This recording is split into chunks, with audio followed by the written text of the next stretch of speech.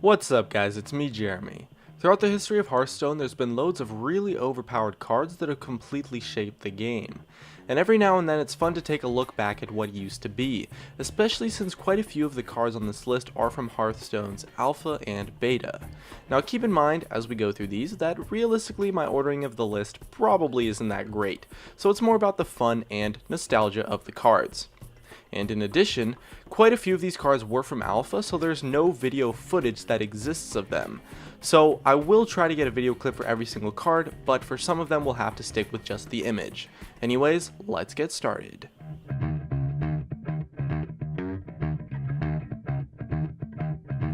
Number 20 is Cult Master. This awesome 4-drop had its stats shifted around quite a bit, but way back in Alpha at the peak of its performance, Cult Master existed as a 3-attack, 4-health creature. Cult Master is quite a unique card that allows you to trade off your board but still retain card advantage, making the effect extremely powerful, and with some really solid stats on it, the card was pretty much played in every single deck due to the raw value that it would give. At number 19, we have Force of Nature. Back in beta, this card costed 5 mana, and in combo with a lot of the other druid cards being really powerful back then, the Force of Nature Savage Roar combo was ridiculous, and being able to do it 1 mana earlier gave you some way crazier options. And the card is still crazy strong too, even after the nerf, played in pretty much every single druid deck. Next up at number 18, we have Twilight Drake from Beta. At the time, this creature would get +1 health and +1 attack for each card in your hand, so popping out some 8/8s for 4 mana was pretty crazy on a lot of classes. This card was run in almost every single deck and really shaped a mid-range metagame at the time due to the raw power of this creature. Capping out at number 17 is Adrenaline Rush. This rogue card that was removed from the game costed 1 mana and had the effect to draw a card with the combo to draw an additional card. A 1 mana draw 2 cards spell for rogues really complements the tendencies of the deck to give up card advantage in favor of tempo with things like Preparation and Shadow Step, so an option like this for a low mana cost draw for rogues proved to make them crazy powerful, and so the card was removed. At number 16, we have the Old Blood Imp. A while back, this card was a 1/1 creature with stealth that gave all of your minions +1 HP, and I remember that this card made Murloc Rush decks extremely powerful, and just the raw stats of this card would give you for 1 mana was just so insane, and the stealth made it so difficult to kill that this card really shaped the entire metagame at the time to revolve around aggressive Warlock decks that used Blood Imp to secure their board. At number 15, we have Mind Vision. Way back in Alpha, this card costed 4 mana and had the effect to steal a random card from your opponent's hand. It's quite a crazy play, and taking cards out of your opponent's hand proved to be ridiculously powerful. And I thought priests were annoying enough already. This card could have definitely led to some rage-induced moments. At number 14, we have Sylvanas Windrunner. Sylvanas used to cost 5 mana to play, and having an already crazy powerful effect that really has an impact on the board, having the card cost only 5 mana made it super powerful and really shaped the metagame to be more mid-range focused and silence heavy, and was realistically played in pretty much every single deck at the time. At number 13, we have the only card on this list that still exists in the game in its current state, our good friend, Dr. Balanced.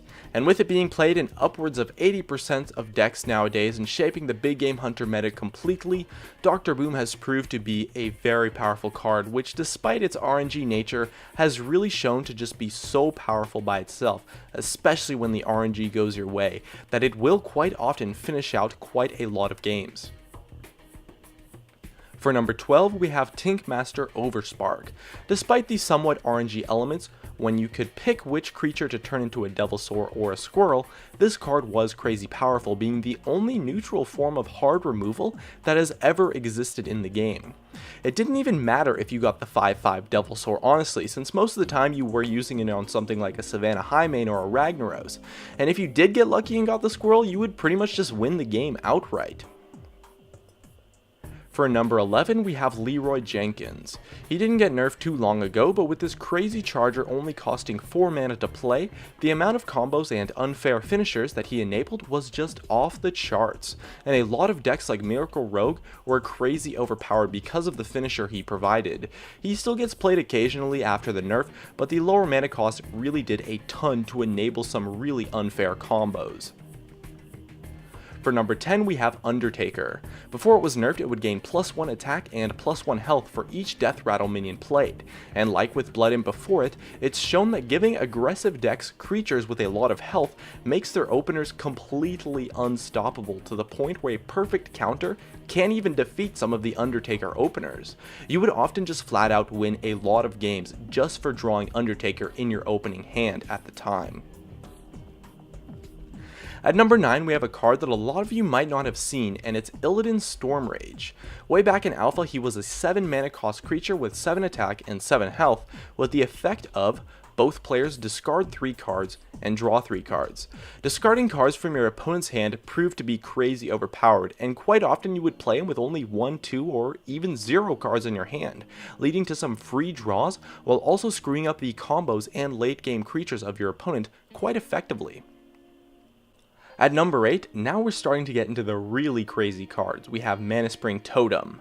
Being a 4 mana 0/1 creature, you wouldn't really think that this card is too strong on paper, but with the effect to make all of your cards cost 1 less, you could pull off some crazy shenanigans with Knife Juggler and Brewmaster, for example, to give you infinite juggles, and so you could just stall the game until you drew the combo pieces and then kill someone in 1 turn from no board. At number 7, we have the old Warsong Commander. Even after the nerf, this card is crazy strong, but the effect used to be to give all of your minions charge, so you could pull off some crazy combos with things like Molten Giants and Pandas, and requiring less cards than the Mana Spring combo to pull off, killing someone from no board in a deck where you can stall really well does tend to be quite overpowered, and so the card was rightfully nerfed.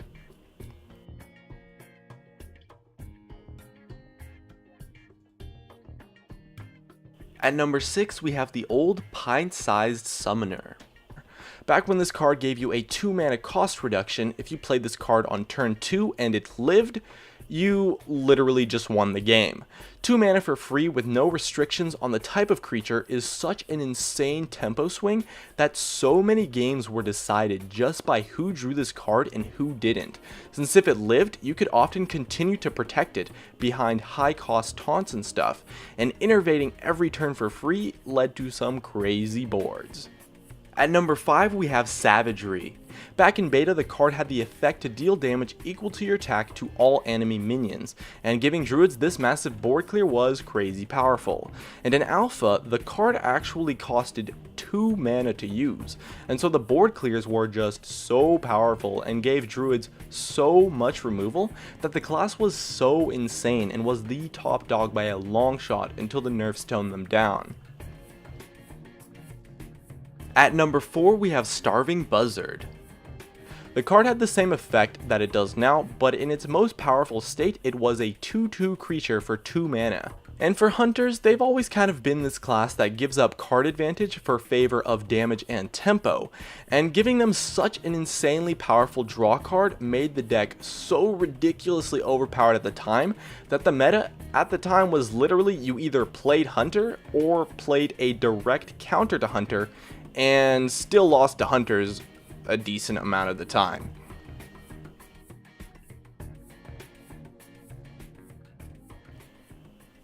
At number 3, we have Edwin Van Cleef. Way back, this card had the same combo effect as it does now, but it was actually a 1/1 creature. But it had stealth.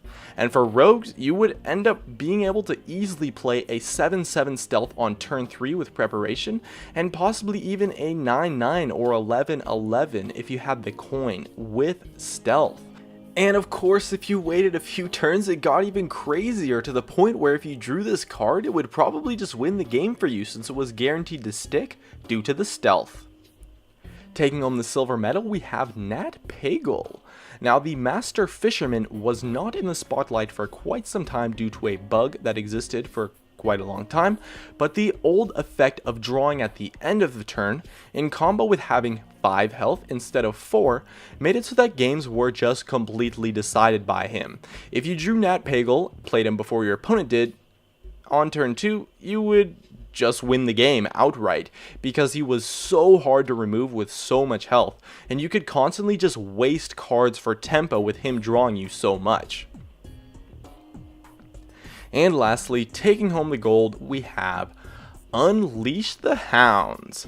Back in beta, this card costed 1 mana and had the effect to give all of your beasts +1 attack and charge. My most memorable Hearthstone moment actually came from this card, where I did 28 damage to my opponent from almost no board on turn 4. Unleashed was a crazy one-turn kill enabler, and with some cards like Timberwolf and Young Dragonhawk, the combos were just insane. And unlike Warsong Commander and Mana Spring Totem, the Unleash the Hounds combo was not slow and did not require 7 or 8 mana minimum to pull off. The Hunter combos were just so fast and so powerful that Unleash the Hounds takes my #1 spot. Anyways, that was just my list. Let me know what you think. My name is Jeremy, and that's it for my video on the top 20 most overpowered cards in Hearthstone history. Hey guys, it's me, Jeremy. Thanks for watching my video. If you enjoyed it, definitely make sure to hit that like button so I can tell, and if you're interested, definitely check me out on all the socials, of which you can see over there. And if you really enjoyed the video, make sure to subscribe for some more awesome content in the future, as well as you can check out some of my other videos up here and over there. Anyways, that's going to be it. Thank you so much for watching, and of course, I'll see you guys next time.